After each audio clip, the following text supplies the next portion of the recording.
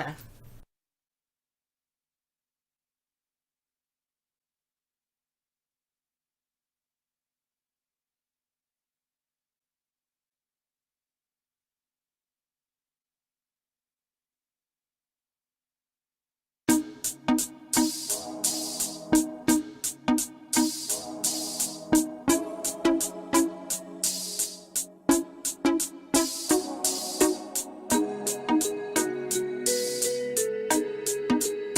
It's so bright out there.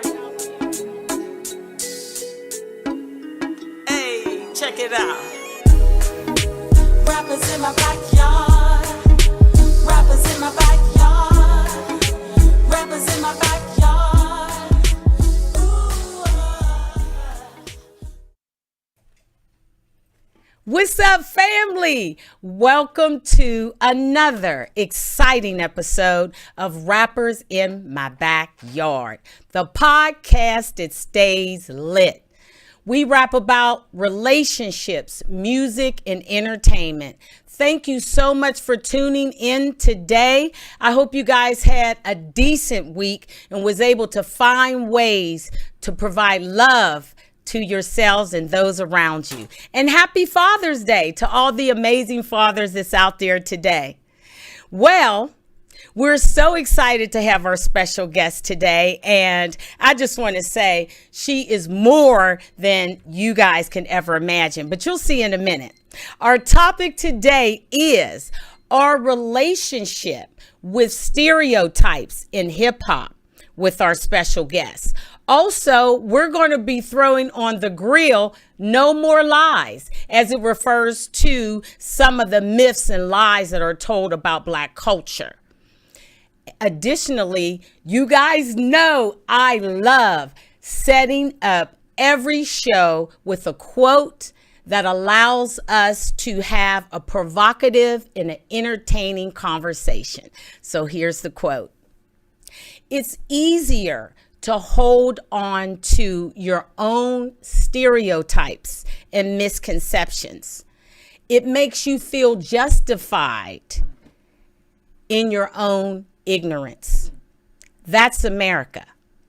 So the challenge for us is, are we ready for change? And that came from our special guest today. And I feel that that sets us up nicely to have an amazing conversation. So let's talk, express, relate, connect with our special guest today. The beautiful, the multi-talented, the one and only Michel'Le is in the backyard. What's up, Michel'Le? How are you? I'm so happy to see you. Thank you. It's so nice to see you. Oh my goodness. I've been waiting for this moment for us to be able to sit here and be together. Me too. It's been a couple of weeks. For sure. But you in the house, and we're more than happy to have you. I want to say happy Father's Day to all the fathers. Yeah. You know, and happy Mother Day. That's the real deal. Well, you know what? But we're going to do better. Yeah. We're going through some things. So, you know, let's yeah. give them today. Yeah. So happy Father's Day. Yes. We love you. Thank you. Thank you. Thank you. Thank you, Pops, for keeping me. Yes. Yes. So let's kick this off. I've been waiting and debating for all so long to have this opportunity. So the first question that I have to ask you, this is Ruthless June. So my first question is, how did you get signed to Ruthless Records with EazyE? That was easy because I was dating Dre. Okay. Okay, so I got signed to Ruthless because I was dating Dre at the time, and I didn't come in as an artist. I came in as I was just his girlfriend. Okay. And when I met him, of course, everyone knows the story that there wasn't no Ruthless Records. Okay. When we first got together, so I guess it was easy. That's cool. I mean, honestly, it wasn't Dre's idea. Actually, EazyE one day just said, "Hey, don't you sing?" Because I had been doing skits and Compton swap meet tapes with Dre and singing in the background and stuff. And he said, I said, "Well, yeah, but you know." And then so he said, "You want a contract?" And so I looked at Dre for approval, and he said, "Yeah," and I went, "Okay." And I was so excited, and that's history. It just went from there. Wow. Yeah. Wow. That was easy. That was easy. Easy does it. So yeah, it was awesome. No, it was good. Oh, that's good stuff. Also, it's so funny. When we were thinking about the Ruthless June and everything, I thought about two of your songs that to me really can be played right now with what we're going through. Tell me, how did No More Lies and Something in My Heart come together? No More Lies was written before I met Dre. Okay. So I had already had the very first, I had the first verse and I had the chorus. I had part of the chorus done when I met him, and I just used to walk around singing it, but it had a different melody. It used to go down next to down there. You say you love me, and I think it's true. But every night my girlfriend tells me I should fuck you. So when Dre heard that, he said, that's whack. And that's when we made the real one. Right. He was like, no, that's not it. So thank God I had the lyrics, though. I mean, you know, I didn't know it was trash, but he fixed it. So that's why he's a doctor, for real. Yeah, shout out to Dr. Dre for making it work on the West Coast. Thank you so much. And the lyrics, I believed in them, and he loved them, and so he didn't change not one iota of a lyric, thank God. And then I was able to write the second verse from being with him. How about that? Right. So yeah, it was awesome. And then I had Layla, who I have to give props to, who wrote on my album as well. And the late, the other Dre, he passed, but he also did music and writing on it as well. And then when we got to Something in My Heart, once again, I wrote exactly what I felt. And I couldn't come up with the melody for the hook on that. I don't know if I've told this story.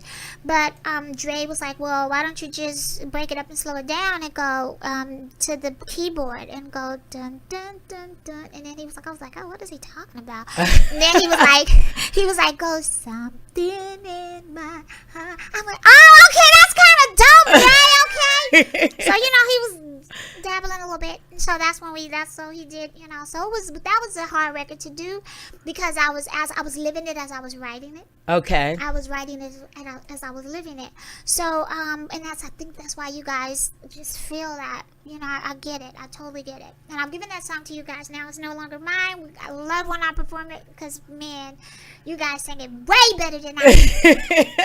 And so it's so awesome. But it's those songs are history. I think because you guys lived it with me. I think you guys walked with me, through everything with me on them, and then you were able to apply them to your own lives. And 30 years later, they actually still work for you, and men are still lying, and there's still something in your heart. Yeah. And it's that combination that keeps us just locked. Because, you know, I know you're lying to me, but there's something in my heart that I just keep spending money, betting on you, baby, betting on you. And I mean, when I wrote Something in My Heart, the meaning of it really wasn't about that. It was what I wanted. It was what was in my heart. To tell you the truth about it, I wrote that from, I don't care if you don't want me, I don't care how you treat me, it's something in my heart. That was the intention of when I first wrote it, and now it means a lot of things. Yeah. You know, it's made babies, it's done weddings, it's done funerals. It means so many things to so many people, just different. And that's amazing to me, because I wrote it just from, it was something in my heart. Right, that you was dealing with. I just wanted him. I didn't care. I was willing to do whatever.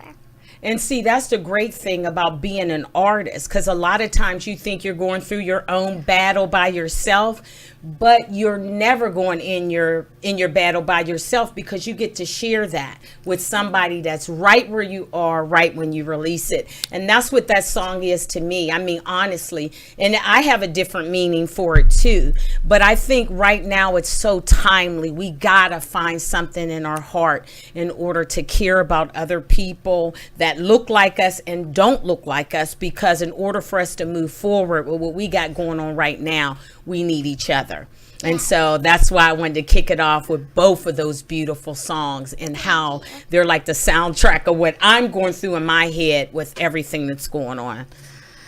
Yeah, I think we're still back at the same. We started from go again. Yes. Yeah. Back from the beginning. Yeah. So I want to move on a little bit from that and just talk to you a little bit about how your experience was on R&BDivas, because I enjoyed watching that. I know that was a while ago, but I I watch all your stuff. Wow. So Okay, yeah, that was a while ago. What was that? 2011, 12? I don't think Yeah. people know how long ago that was. Yeah. Because I'm still actually about it like it was yesterday. I'm like, no.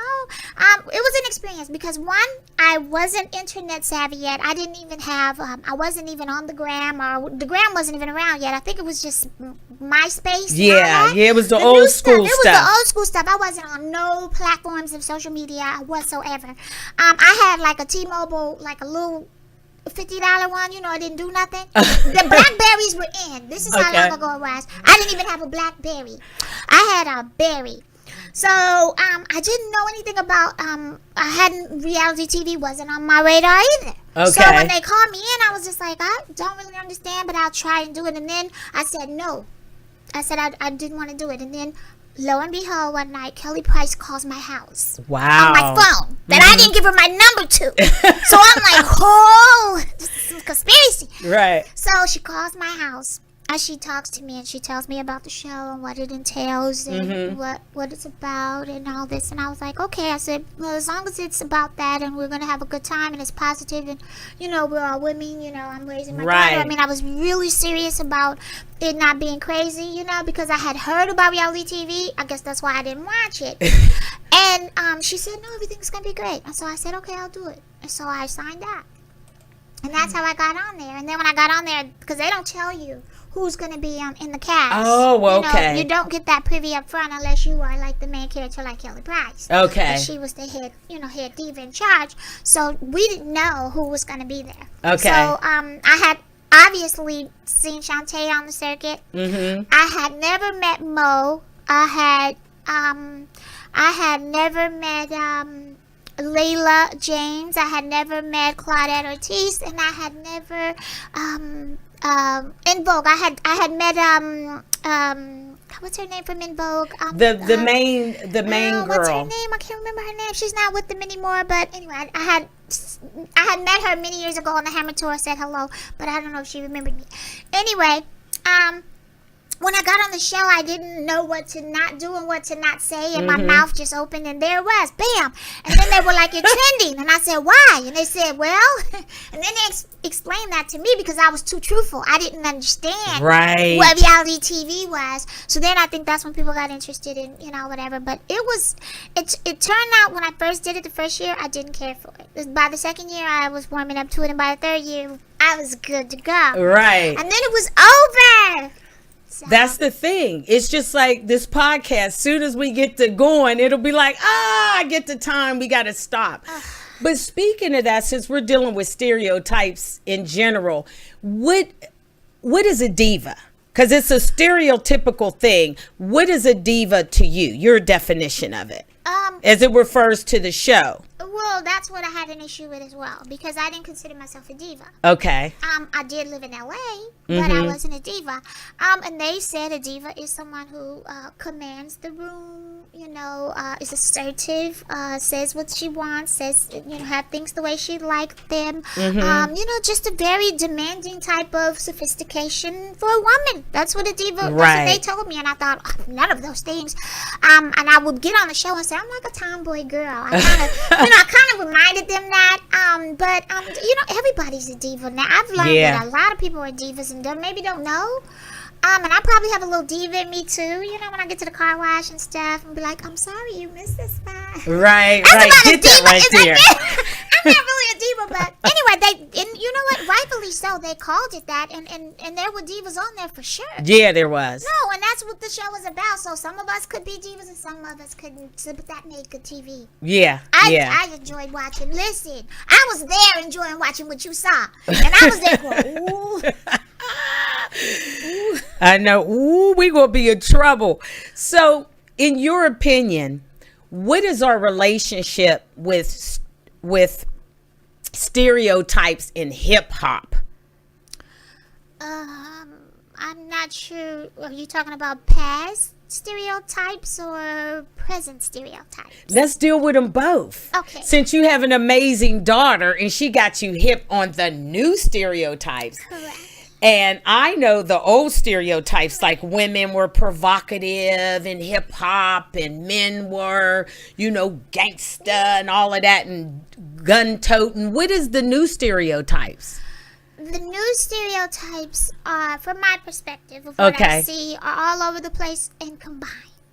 Right. So you get one day you get the thug, and the next day you get the I love everybody. Right. So right. it's kind of confusing because now music doesn't no longer have to have a track. There's no soundtrack anymore. Right. So now everybody does it how they feel every other time or every other day. So it's not like it was. We had when our albums are soundtracks to what we were going through. There's this song connects to that song and that song connects to this song. That is no longer the norm. Right. So you don't have to wear the same uniform to get on stage anymore. So rap is completely different. Like Public Enemy, we knew when they came out. The beret, we knew it. We knew the suit. We knew everything. The clap. Yeah. We had uniforms. Right. They don't have that anymore.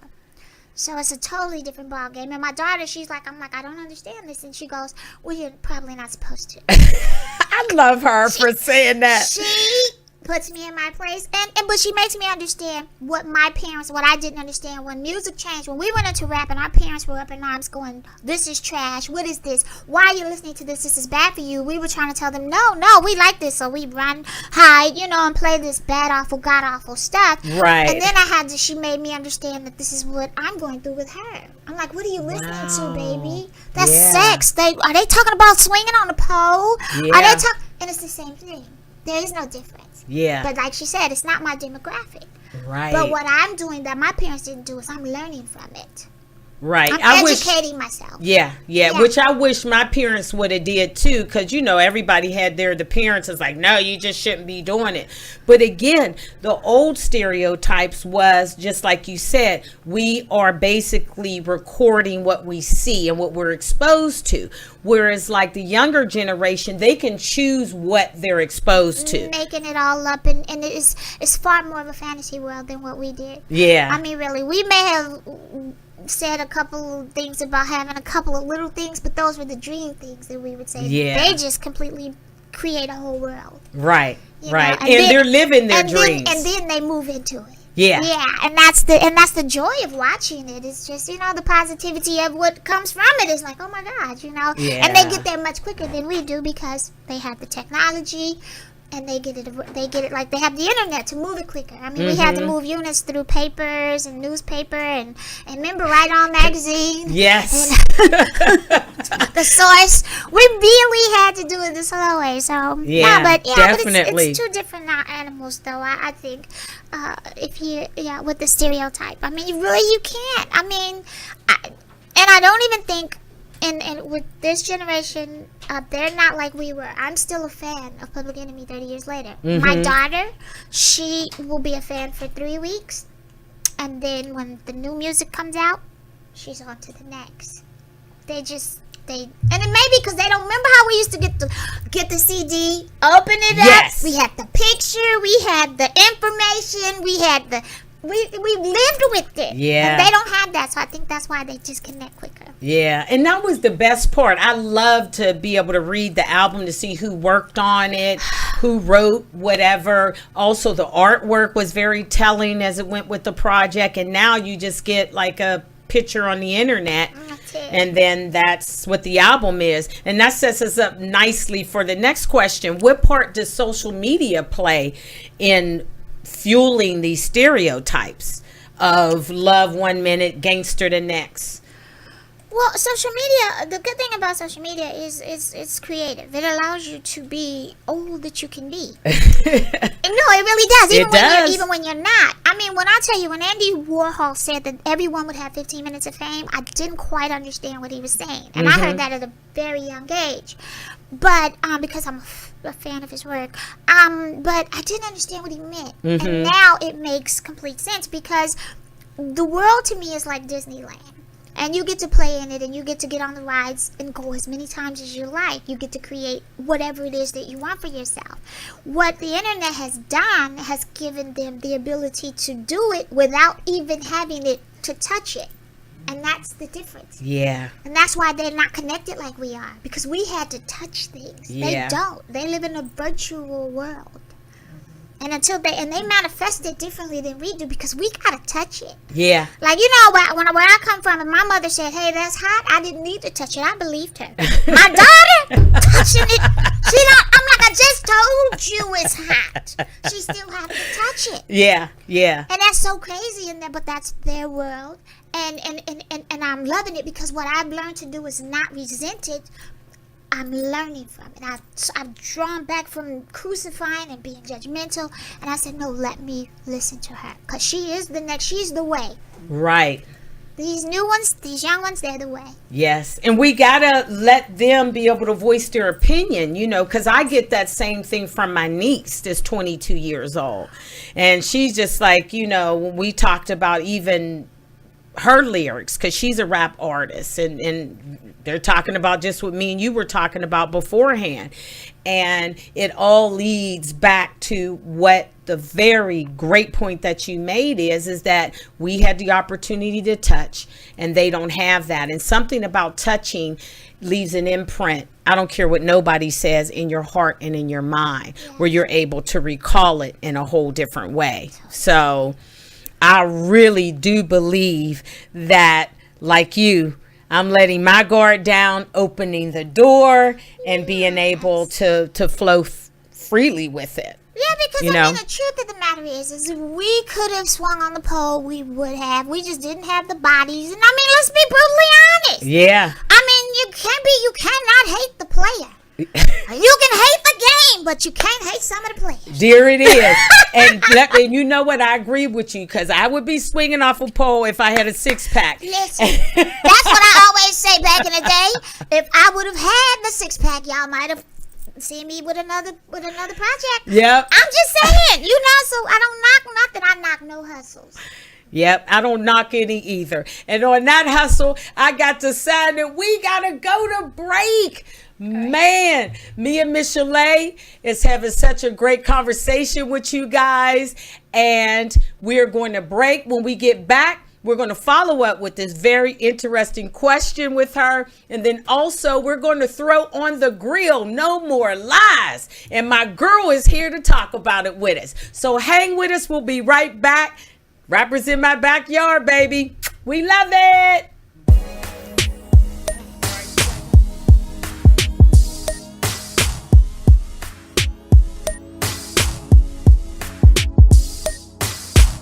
Yo, what's cracking? It's your boy Chill, original Compton's Most Wanted. And I'm in the backyard chilling with the homegirl LisaO. West up. Hey folks, this is Lonzo, the godfather of West Coast hip hop, kicking it live in the backyard with LisaO. Yo, what's good? It's Busy Bone from Bone Thugs in Harmony, and I'm thugging it in the backyard with LisaO. What's going on, world? It's your boy No Sense. I'm here live today with LisaO and rappers in my backyard. Tune in. This your girl, Miss Danielle. I'm in the backyard. Pull up with LisaO. Yo, this your boy Infrared, and I'm kicking it with my homegirl, LisaO, and rappers in the backyard, Compton. Yo, it's your boy Kid Gnarly. You tuning in with LisaO, and we're on Rappers in My Backyard. Let's get it. This is Silky D, chilling with LisaO, right here in Rappers in My Backyard. Yo. Oh, it's your girl, Miss Toy. You know that real in the city. I'm chilling with my girl, LisaO, in the backyard. You know, where the rappers be.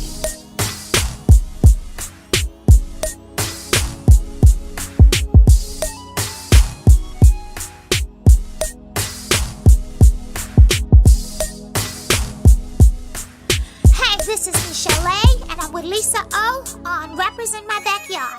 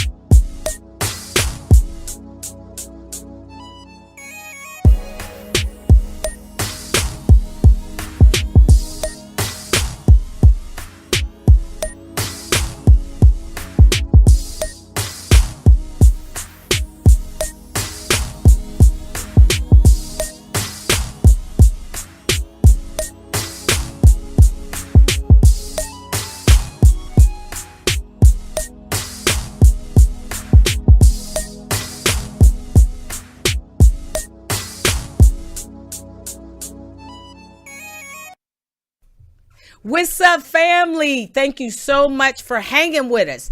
Me and Michel'Le, when I tell you we have not stopped talking about so many great things. You wish you was in on that one. But we got her back and we're off a break. So let's get back to this amazing conversation with my girl, Michel'Le. Hey. Hey. How was the break? It was good. It was good. I got some coffee, so I'm ready to go. I'm not like I needed the energy. Right. Because you already energetic, girl. Always like that. Yeah, that's good stuff, though. So let's follow up with this question. Do we have any more to add in reference to social media and how it has contributed to these stereotypes of gangster and, provocative and all that as it refers to hip hop? I think social media is a great movement. I think social media is a great movement for hip hop. I really do. I think I understand it better. I think it lays the platform. All the platforms lay it out in different ways for you. Yes. Where we back in the day we had to piece it together. I think now I can go from IG to Twitter and understand. Oh, that's a war. And it's hip hop, but I'm just trying to figure it out. But they walk you through it. Then, which is really weird because I can't even believe this happened. But Trump just had his rally. And then I don't know now. I don't know how true this is, but on Instagram they said that the K-pop, that group. Oh yeah, they messed up his thing. Went in there and had people believing that 1 million people were showing up, and did all that with TikTok. Yes. That's the power.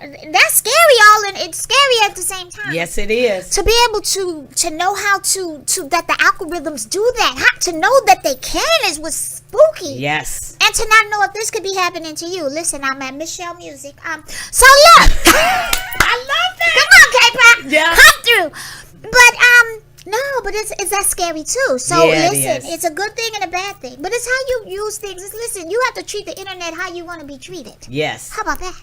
Like anything else. Like anything else. Yes. But as far as what it does for hip hop, I think it does great things. I think it's done great things for us all the way around. Yes. I think those cameras are working. Yes. Especially, like you said, if you use it in a way that you understand. Yeah, you have so to. I think you have to respect it. Yes, you do. Like anything like else. Anything else. Anything and it'll else. be good to you. Yes.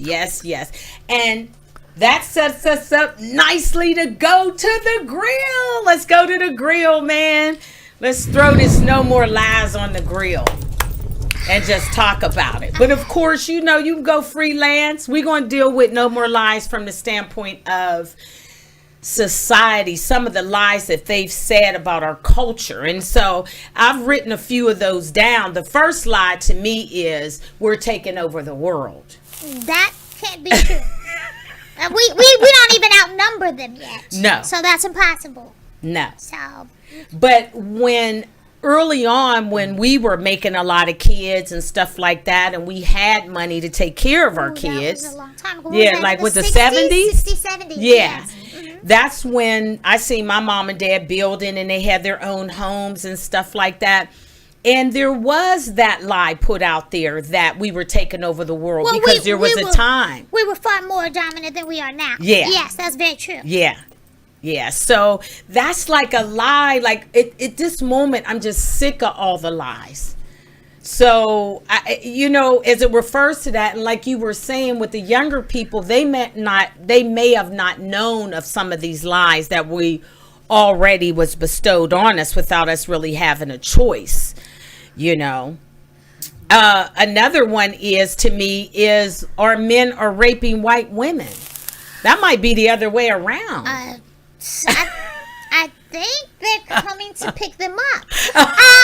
And I have nothing against that. Please, y'all don't take that out of context. Y'all can do what y'all need to do. I know a lot. I have a lot of friends who are that, I call them the caramel couple. Yes. No, I don't believe that either. I don't believe that that's no more than any other race. I don't believe that's true either. Yeah. That's what I mean. These are all lies. That's why No More Lies is on the grill. Yeah, that's not it. That's a lie. Yeah. Just like another lie is a lot of people that I've asked, that's my age group and older and a little bit younger. I know my dad knew a little bit about Black Wall Street.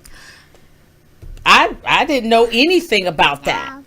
So that's another thing. It's like all the great things, all the times when we were able to get together as a unit and kind of work on structuring ourselves with our understanding and the way we love and the way we give, then it's always been a lie to kind of denote that positivity. Well, yeah, I think we're the poster child for all of that. They use our culture for everything that's not good, yet they go and do it. Yes. So we're kind of like the prototype for everything. That's it. It's very true. And then when things are bad, the bad things, like, of course, that's not true, then they utilize that to make themselves be up here. Yeah. It's not true, but that's what they do. And Right. it's called politics. Yes. We're still doing it to this day. So it's really sad, but that's not true. You got another one that's not true. Whatever lie you got over there, you must got a lot of them. I got black men are a physical threat. To who? Well, To the world. What you guys say about that, Michel'Le? Come on, girl. Because if we were a physical threat, we wouldn't be going and we wouldn't be protesting right now. Come on. Yeah. We wouldn't even be in the streets right now if we was a physical threat. Right. Because why would we have to do that? Why would we need to? And if we were already that, we wouldn't even be talking about it. Yep. That's another lie. That's I mean, another come lie. on, we too docile. I've been saying it. I've been saying it. People like, oh my God, and I'm not a feminine woman. I'm a tomboy girl. I am not your salad girl. If you take me out, we having steak, potatoes, we having dessert. You know, we backing that up. So I'm not that type of girl. So what I'm saying is that can't be true. Yeah. We teach our men, and this come from slavery. We teach our men, our little boys, to be meek, and we teach our girls to be strong. And to that day, that is still in the household. Yes, I'm sorry, it it is. I taught my daughter to do this, and my son, baby, you need something. I got that for you. You come on over here, I'll cook for you. My daughter, you better get in the kitchen. You better go in there and make it yourself. Yes. You got a yes. what? You a who? I'm an essential. She sure is. Yep. And she's 17. Yeah. We still that mindset and went nowhere. So that can't be true. That's another lie. These are all lies. I said And then the last one I got from you. Lies. Come on, let's sing it. Give me a lie.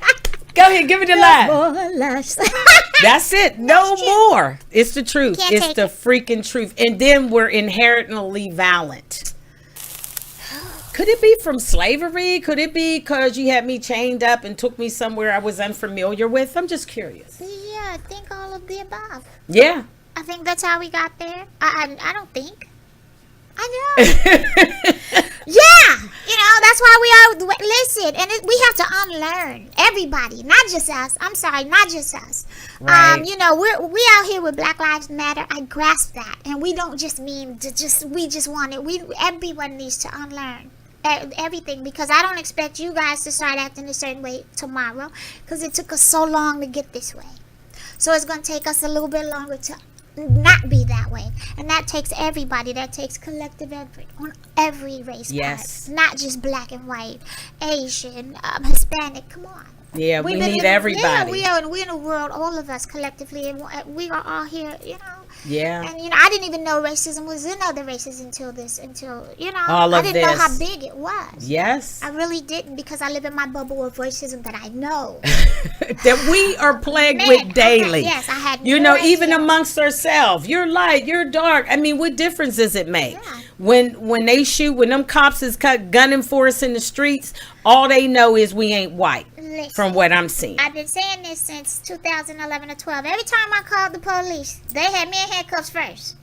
Now, I thought that was crazy. Every time I called them when I was young, I was in handcuffs first.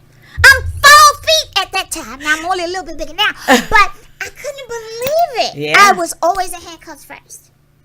That's crazy. And you're the least physical, aggressive person, so they Because say. I'm sure it was the color of my skin, too. Yeah. I'm positive. I'm telling you, I'm positive that was it. Because Yeah. they had to make, first of all, I'm loud, I'm screaming, I'm cursing, I'm crying. So I guess in their mind, I was being what? Unruly, a threat. Yes. All these things, Yeah. non-compliant. I mean, everything. I was, in their mind, they don't know what I'm capable of. In their mind, I'm Right. 4 feet. Right. But okay. Right, but that's been their excuse all along, is not knowing perceived threat. And those perceived threats is built on these lies of being physical and being inherently violent, and we taking your women, and just all of those things. When you plant those false lies into people's head that's not willing to do the research or the study or try to connect with any other person that doesn't look like them, that's easy for them to believe. Just like I said in our beautiful quote, you know what I'm saying? You find comfort in justifying your own opinions and stereotypes. Because we live it. We're immune to it. We are absolutely immune to it. That's why racism, we stop seeing it like the world is now seeing it. So it does, you know. So a lot of things are, wow. I think what they're learning is something we already know. Yes. And now they have to catch up. And I think it's a beautiful thing. And I think everybody put your guards down and listen and learn and unlearn while we go. And take your children and stop judging them and stop talking to them and start listening to them and stop and telling them and start asking them. And it sounds crazy, but it's going to work. Because they're the future and they're not even going to see the freedom, but their children will. And yes, indeed. And it's sad to say that, but it's going to take 20 years to undo what this is done right now. Yes, and you know what? That's a marvelous point. And you know what, Michel'Le? I don't think I can come behind that. Yeah, you can. You got some more lies over there. I keep lies. It is. It keep lies. I was just like, how many lies should I write down that I? So I figured like 4 or 5 would be enough and it keep us engaged and everything. But I think that our audience got a real indication of what the lies are and what the truth will always be. And as long as we learn to communicate more and realize that when I cut my wrist and you cut yours, blood comes out and the color is red. So we need to get with that. And so for that, let's throw that off the grill. Let's burn that up. We killed that. We killed that. Get out of here. No more lies. We need to get back to these questions and all of that stuff. So I wanted to ask you how this fixed, oversimplified image of hip hop that's been created, how it's created an unhealthy environment for artists. Because when we say, are we ready for change? You know, what does that look like? Because we have a fixed and an oversimplified, like real simple image of hip hop. And I think like when we were talking about Public Enemies and we had different reporters for different regions. And just like you were saying, more so with the young generation, it depends on what they're dealing with. It's not so much the soundtrack of their lives like it was for ours. It's like a thought that day or whatever. Do you think it, by being so simplified, that's creating an unhealthy environment for the artists? I don't know what it's doing for the artists, but I can tell you what it's doing for the children. Okay. Like I said, they live in a different world of fantasy. They live in a virtual world of make-believe. So what they say, they pretty much probably don't have it yet, but it's coming in their minds, and so they live in a different world of fantasy. We come from, you go to school, then you go get a job, you work, and that's how you get your car. Right. They don't think like that. You know, they figure I'm going to stay at home with mommy. Okay. You know, okay, I'm going to go hang out and do this. Get on the YouTube. And I'm going to do a couple clips and I'm going to get a check. Right. I ain't going nowhere. Yeah. You know, so your pocket, the new kid's pocket basically stays in the home. It doesn't, we were independent. It's a different world. So to say that is kind of hard to say what artists is, what the impact is, what they're having on them is they're not motivating them. Right. They're in fantasy land all day. Yeah. They, you know, that's my daughter. My daughter has beautiful eyelashes. Why do she need more? I don't know. But she swears to God she needs to go get some. And I don't get it. Yeah. Her hair's already long. Why do you need extensions? Yes. I don't get it. But that's what they're selling her, and that's what she's buying. Right. They're not saying go get up and get a job. Yo, go get your job, girl. Go get your... No. They're like, boo, go get them earrings. I'm like, what is going on around here? No, look, y'all know I'm joking, but you know it's some truth in there. Yeah. That is the truth, and that's what's the difference. That's all the difference is. And I can't knock the hustle. too. Because like I told you, if we could do it, we would have. I know my mother wasn't going for that hustle. Shoot, I had to get me a job at the burger. I was working at Hardee's at 17. Carl's Jr. There you go. Come on Boom. now. The burger palaces. Come on now. I love that one. So, what are some of the stereotypes that exist for you as an artist? Because I know you done heard some of the stereotypes after the fact. Like when somebody knew Michel'Le was going to be on R&BDivas, that Michel'Le was going to have her own Lifetime special and stuff like that. What's some of the stereotypes that you didn't hammer down? I know I could say one. You just because your voice is nice and light and buttery and real girly, girl, that don't mean nothing from the fire that comes behind that. Whoa, wow. I've been stereotyped for a lot of things. I think my whole entire life. I think everybody is. Yeah, but what's the biggest one for you? Because there isn't one. There isn't? No. Okay. There isn't one special one. Mm-hmm. No, I can't. I never dwelled in the thing. I never thought about it. Yeah. That's a question I never thought about. I don't, because everybody say everything, they always just voice their opinion, that I've never been stereotyped to one thing. Right. To be honest with you, other than the way I talk, but that's a given. Yeah, that ain't a stereotype. That's real. That's real. I mean, I don't think that they never thought about it. Right. I really. Because people think you're shy too. That's one stereotype, and I'm but going then like. On the other hand, you got them going. She's from Compton. She's from South Central. She's from. So I don't think so. I think they're just confused at who I am. They are. What I be. Yeah. But listen, no, I don't think they've stereotyped me to any one thing. Yeah. I really don't. Other than, I think what they've stereotyped me as being being beat, and I no longer, I do advocate October month. You guys know that. But about that, other than that, nothing. Right. But it's not like you didn't. My thing is, like, to me, you're an overcomer. You're somebody, despite of whatever it is that you went through, girl, you kept moving forward. That's why you've been on shows like R&B Diva. That's why, I just was checking you out on the other one. We won't. And so, but you know what I'm saying? That's why you get those opportunities, because there's a certain quality that you bring. Now, you got a high voice, you know what I mean? But don't get that mixed up, because you're a firecracker inside. Well, everybody is. Yeah. Everyone has three faces. I always say that. Everyone has three faces.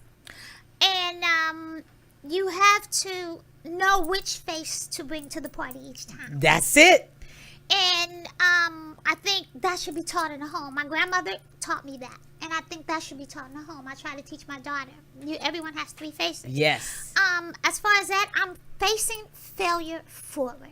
I don't care what it is, because a lot of times people won't even do something and just won't try it, and then you fail. You fail from not trying. I'm not that type of person. I'll get up and I'll do it. I'll try it.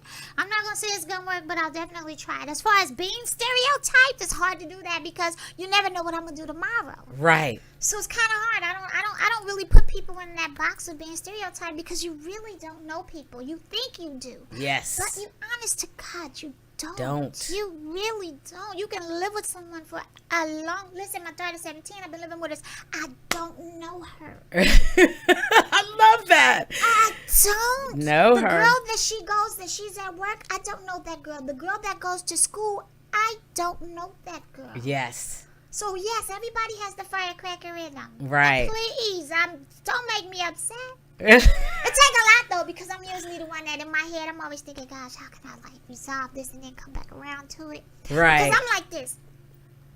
If there's a miscommunication, because that's all everything always is. Yes. Is I misunderstood something you said, or you misunderstood something I said, or the situation just didn't. Unless you just right out smack me, and then we don't need to talk. Right. But the point is everything can be conversated upon. Right. And then once you get to that point, you understand where the breakdown happens. Yes. A lot of people can't even get to that point to do that. I do. I'll go, I'm sorry, okay. It might take me a week or two to call you back and go, I'm sorry, okay. What did I do? Or what makes you feel this way? And I had to learn that over time. That wasn't the younger me. That's the older me. Right. That understands that that's really what it's. And I teach my daughter that, before you take off and do some time, think about it. Yes. As long as they don't touch you, you can conversate about it. Have That's the conversation. That's it. And then you'll be able to go, okay, well, and then you'll know who's a firecracker and who not, because some people don't never want to come back around to it. Ain't that the truth? I never want to come back around to it. Not only that, bust your windows out, put flat tires, you got all kind of, then you know what you're dealing with. Yep. But at least you know what you're dealing with. Yeah. And that's just, that's with any and everybody. Yes, everyone have triggers. Everybody has triggers. Yes, it is. Yes, it is. I just needed to ask you this because I loved and adored you. And I know you didn't want to talk about this, but Marriage Boot Camp with Jocelyn, that crew y'all had was on fire. And I was just watching you navigating and, politicking with, bringing the groups together and just being an observer and really being kind to those women who were on the show. So that was I just watched that a month ago. When did you guys tape it? That show's a year old. Wow. Yeah, show shot last year. Yeah. No, okay. The one thing that's the amazing thing about that show is that the diversity they did in age group. Yes, I love that. The second thing they did was, where was the hip to the hop? Yeah, where was the hip hop? Where was that? Let's wait. That's what I said when I got there. Come on now, CeeLo Green, gotta give him that because he did come from hip hop. Yes. Okay, let's Chelsea and Bianca. Yes, they did come from hip hop. I think Jocelyn, I'm not sure if that was. Did she do hip hop? Was it hip hop? Because I kind of thought it was like more R&B. Like she was doing more of her Caribbean thing, the That's Puerto what I thought, Rican more Puerto princess. Rican. I thought it was more. But y'all had Coolio on there. No, we didn't have Coolio. Not Coolio. Not we had Styles. Yeah, I was gonna say P. Styles was the most authentic. Yes, he was the most authentic on there. That would. But I wouldn't have called it hip hop edition because we were all moving in different areas. Like to me, Jocelyn was an entrepreneur. CeeLo is, come on. I mean, he's doing so many other things. And I kind of thought, Bianca and Chelsea's, yes, they're still going. And me, where am I still doing hip hop at? So I was like, it was weird to me. It was like, this, a Styles, a juice bar. He owns a juice bar. His wife is a stylist and she writes books. And I'm sitting there going, what is really going on here? Yeah. But I learned so much in the house. I still say hello to them. We just still all good. Yeah. So, yeah. I mean, P. Styles P. Why I always say P. Styles? I'm sorry, Styles P. Styles P. We love you, baby. He represented there. I always say that. No, really, I always say that. Please, Styles. Okay. Styles. Aja. I apologize. What'd you say? His wife Aja. I'm just saying hi. I apologize. It's Styles. I should know that. Aja Styles. Yeah, but it was such an eclectic group. Yes. And so that's what was shocking to me. And the age group, the age difference was huge. But we learned so much in that house. And I did. I went in that house with a young man. He's intelligent, has his own business going on. And I know that wasn't it wasn't displayed. It wasn't. And once again, premature Michel'Le. But like I said, face failure forward. Yes. And that's it. Face failure forward. And that's all you can do. And I ain't even saying it was a failure, mind you. Right. But just the way things are, you got to figure out a way to continue to go forward. Well, no, first of all, let me tell you what you don't do. You don't meet a guy in 5 months and just go on TV. Okay, let's start there, y'all. Okay, second, let me tell you what the other thing you don't do. No, I'm just kidding. This is what you don't do. Okay? But it's classic Michel'Le. Like I said, I'll try anything once. Yes. You have to. You only live once. Yes, you do. And I enjoyed you on that show. I enjoyed that show, period. Listen, I was lost on that show so you could read my facial expressions. And you knew when I wasn't inclined because I was... Yeah, I see you caught you like when that. You see me with my glasses on, it was a wrap. I love it.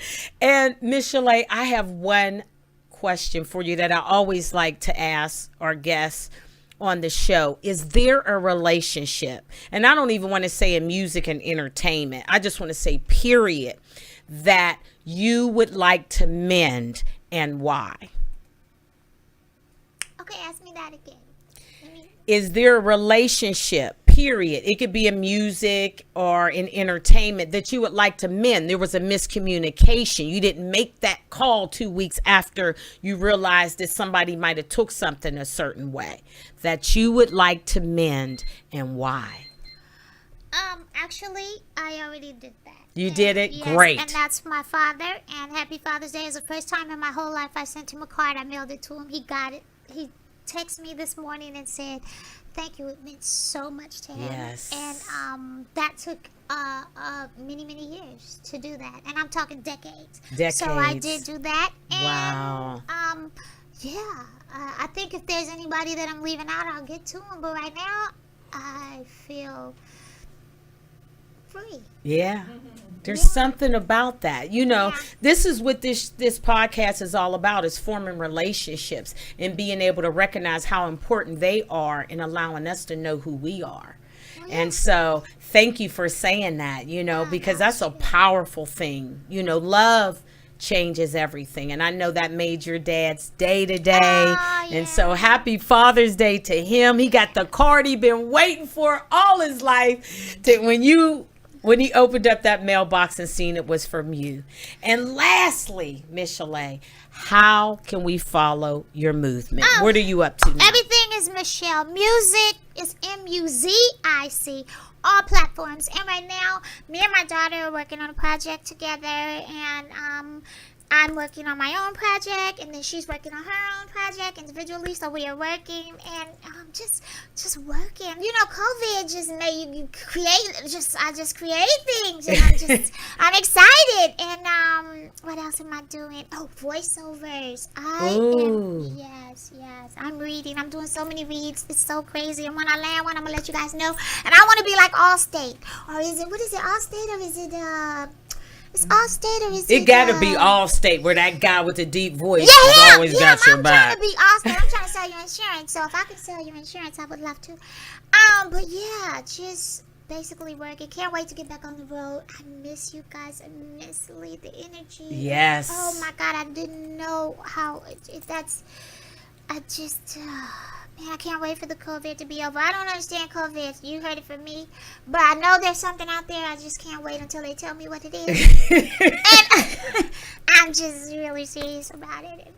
So that's it. But thank you so much for having me. Oh, my goodness. Thank you so much for coming, Michel'Le. I mean, geez.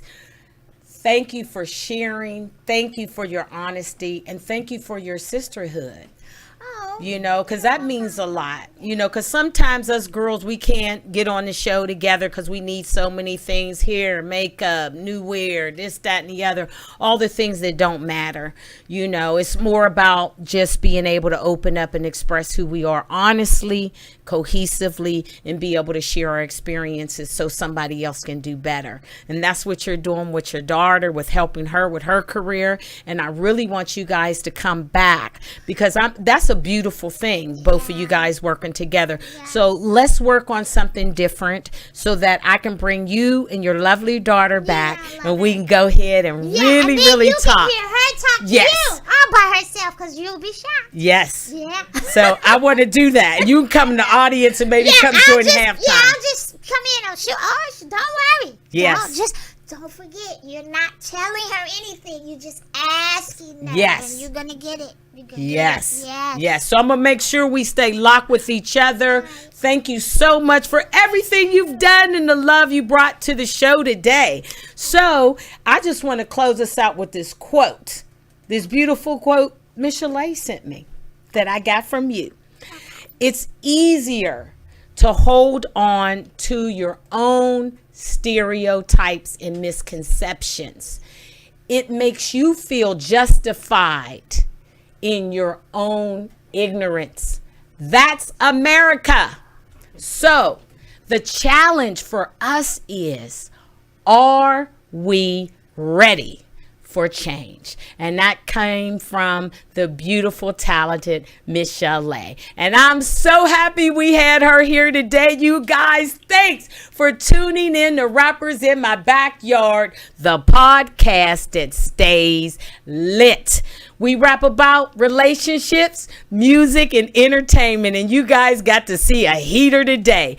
So make sure that you guys subscribe to our YouTube channel and hit that bell. That's how you're going to find out about exciting artists like Michel'Le and all the wonderful people we've had to date. As a matter of fact, I gotta say congratulations to you guys. This is our 25th episode, and Michel'Le gave us a quarter on that. So congratulations to you, congratulations to us, and I cannot wait to talk, express, relate, and connect with each one of you guys next Sunday at 2. All right? Keep it real, keep it lovely, and we love you here. So make sure you tune in. I'm LisaO, and you know I'm out. Peace.